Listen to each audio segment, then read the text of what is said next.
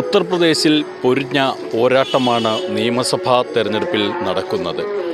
ഇവിടെ ജാതീയ സമവാക്യങ്ങൾക്കും കർഷക സമരത്തിനുമൊക്കെ നിർണായകമായ സ്ഥാനമാണ് തെരഞ്ഞെടുപ്പ് പ്രചാരണത്തിൽ ഉള്ളത്. ഉത്തർപ്രദേശിൻ്റെ രാഷ്ട്രീയം ദേശീയ തലത്തിൽ തന്നെ ഏറെ പ്രാധാന്യമുള്ളതാണ്. അയോധ്യയിൽ ഇപ്പോൾ ടീം ന്യൂസ് ഇന്ത്യ മലയാളത്തോടൊപ്പം ചേരുന്നത് ഹനുമാൻഗഡിയിലെ महंत राजू दास ആണ്. तो पहले चुनाव के बारे में यहाँ हवा किसके पास है? पहले तो पूरे देश को ढेर सारी शुभकामना। धर्म नगरी अयोध्या से सभी को आशीर्वाद प्राप्त हो। उसके साथ साथ उत्तर प्रदेश में जो चुनाव है उस चुनाव में मैं आह्वान करूंगा, निवेदन करूंगा, हर व्यक्ति अपने घर से निकलकर बूथ तक जाए। बूथ पर जाने के बाद पहले मतदान करे, तब जलपान करे। यह हमारा अपील और निवेदन है। नंबर 2, आपने कहा कि उत्तर प्रदेश में किसकी हवा है, किस तरफ हवा है। उत्तर प्रदेश की स्थिति ये है कि उत्तर प्रदेश जातिवादी मानसिकता के वोटर ज़्यादा है। इसको देखते हुए अधिकतर लोग सनातन धर्म संस्कृति को रुझान है। जिसने सनातन धर्म संस्कृति की बात किया, जिसने हिंदुत्व की बात किया, जिसने राम जन्मभूमि की बात किया, जिसने बाबा काशी विश्वनाथ कॉरिडोर की बात किया, जिसने मथुरा में भव्य दिव्य भगवान श्री कृष्ण की जन्मभूमि मंदिर निर्माण हो ऐसी चर्चा किया, जिसने सबका साथ, सबका विकास, सबका विश्वास के साथ काम किया, जिसने न टोपी देखा, न लिंग देखा, न भेद देखा, न मजहब देखा, न पंथ देखा, न जाति देखा, सबको समाहित करने का काम किसी ने किया है तो उत्तर प्रदेश का यशस्वी मुख्यमंत्री योगी आदित्यनाथ जी महाराज, जिनके नेतृत्व में हर बच्चा चाहे किसी मत का हो, पंथ का हो, मजहब का हो, संप्रदाय का हो, सबका सहयोग, सबका योगदान भारतीय जनता पार्टी के तरफ है। और इस बार प्रचंड बहुमत के साथ पुनः उत्तर प्रदेश में भारतीय जनता पार्टी की शासन सत्ता और योगी जी के नेतृत्व में देश के यशस्वी प्रधानमंत्री मोदी जी के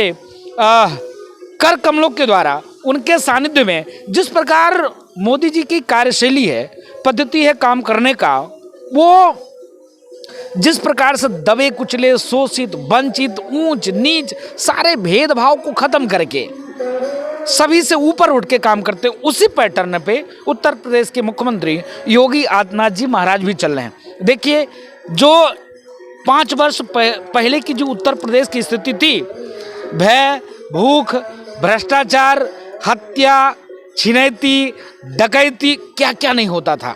लेकिन जब से बाबा की सरकार बनी तब से धराधर बुलडोजर चल रहा है, ठाई ठाई इनकाउंटर हो रहा है।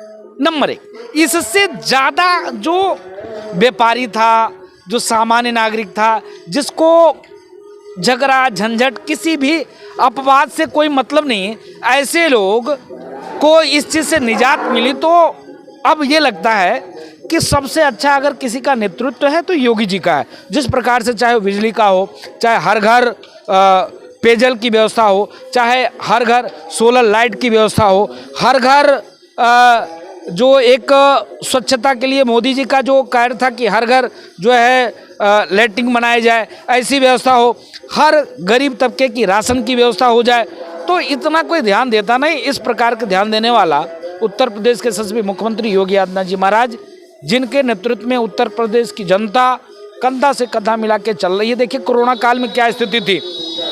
कोरोना काल में खाली विपक्षी बात करता था, सेवा नहीं करता था। लेकिन योगी जी को कोरोना होने के बावजूद भी जो 7-8 दिन जो वो बंद थे, उसके बाद लगातार जो उनकी कार्य करने की पद्धति थी, शैली थी, लगातार उन्होंने कार्य किया। और इतनी विशालतम जनसंख्या वाला प्रदेश होने के बावजूद भी उन्होंने कंट्रोल किया। और कंट्रोल करने के बाद हर व्यक्ति तक राशन और हर व्यक्ति तक दवा पहुंचाया। तो इस चीज़ सबको देखते हुए, और एक चीज़ और, क्योंकि अयोध्या भगवान राम के जन्मभूमि से पहचाना जाता है, और भारतीय जनता पार्टी की विकास, सनातन धर्म और हिंदुत्व और राम जन्मभूमि, इसके नाते इसका उदय हुआ, जिस पे माननीय देश के यशस्वी प्रधानमंत्री जी उच्चतम न्यायालय के दिशा निर्देशन में भूमि पूजन किए। भूमि पूजन के बाद योगी जी के नेतृत्व में लाइन ऑर्डर मेंटेन।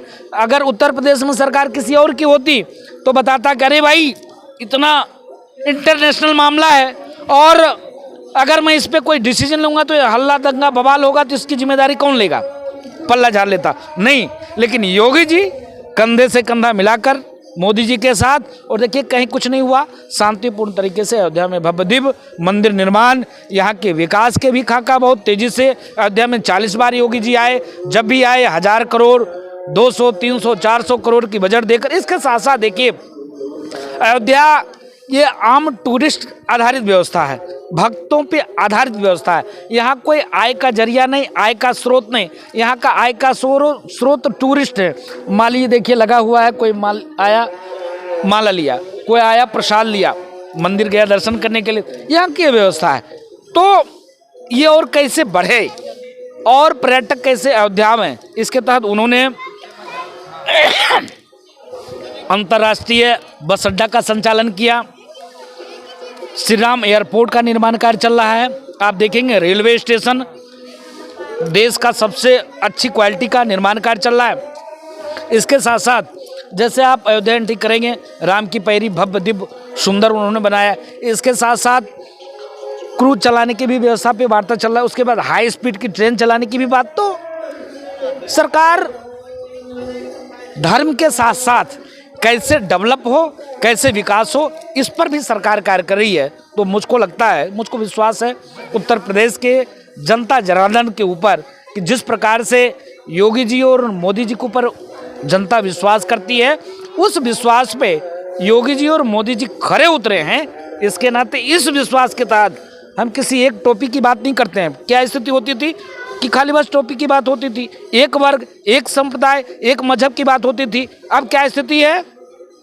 सबका साथ, सबका विकास, सबके विश्वास के साथ योगी जी काम कर रहे हैं। इसके नाते लगातार आम जनमानस योगी जी के साथ है। जो आपका कहना है कि मूड कैसा है, इसके नाते इतना समय मैंने लिया पूरी बात समझाने के लिए, और जो फैक्ट बात है पूरी बात को हमने आपके सामने रखा। और हम उम्मीद करते हैं उत्तर प्रदेश के जनता जनार्दन से वो सड़ी हुई जातिवादी मानसिकता से दूर हटके। पूर्व में हमने कहा कि उत्तर प्रदेश में थोड़ा सा जातिवादी मानसिकता पर भी चुनाव होता है, तो सड़ी हुई जातिवादी मानसिकता से दूर हटके हर आम नागरिक वो भारतीय जनता पार्टी को वोट और सपोर्ट करेगा। और मैं उम्मीद करता हूं प्रचंड बहुमत के साथ पुनः उत्तर प्रदेश में योगी जी के नेतृत्व में और देश के यशस्वी प्रधानमंत्री मोदी जी के स्नेह से हम लोग बनाएंगे।